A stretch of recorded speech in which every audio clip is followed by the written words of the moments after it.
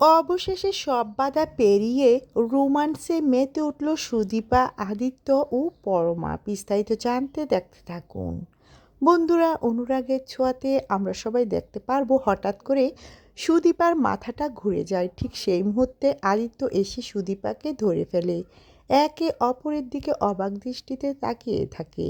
কে যেন কাকে কি বলবে না বলবে কিছুই যেন ভেবে পায় না।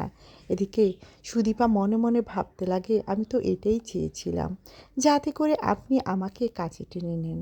এদিকে আদিত্য সুদীপাকে বলছে, আপনার শরীরটা মনে হয় ভীষণ খারাপ, চলুন আপনাকে এখানে বসিয়ে দেই। এই কথা বলে সুদীপাকে ধরে বিছানাতে বসিয়ে দেয়।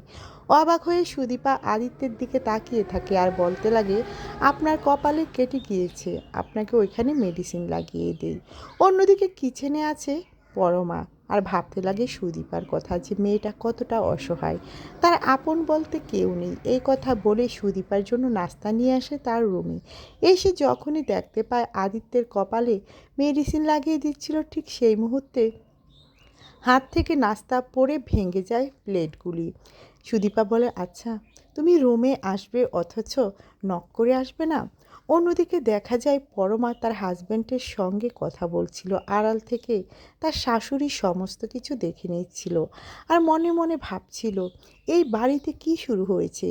পরমা ও সুদীপা দুজনে মিলে যা শুরু করেছে সেটা কোনোভাবেই মেনে নেওয়া যায় না। অন্যদিকে দেখা যায় কিচেনে পরমাকে সাহায্য করতে তার হাজব্যান্ড ছুটে আসে। দুজনে মিলে কিচেনে রান্না করবে।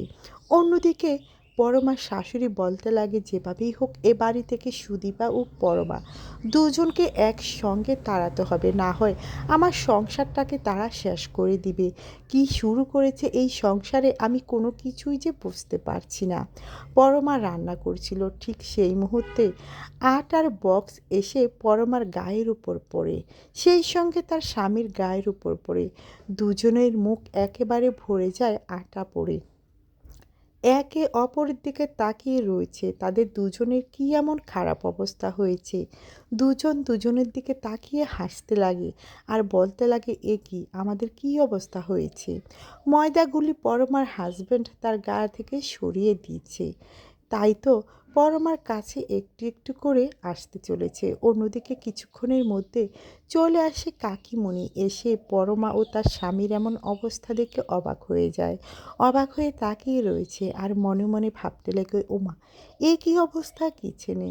তাদের দুজনকে যখনই ডাকে ঠিক সেই মুহূর্তে চমকে যায় দুজনেই। বলে ওঠে পরমা, আমি এখনই সমস্ত কিছু ঠিক করে দিচ্ছি, সমস্ত কিছু পরিষ্কার করে দিচ্ছি। আসলে রান্না করতে এসেছিলাম তো হঠাৎ করে এমনটা হয়ে গিয়েছে। মনে মনে কাকিমণি ভীষণ খুশি হয়ে যায় দুজনের এমন অদ্ভুত অবস্থা দেখে।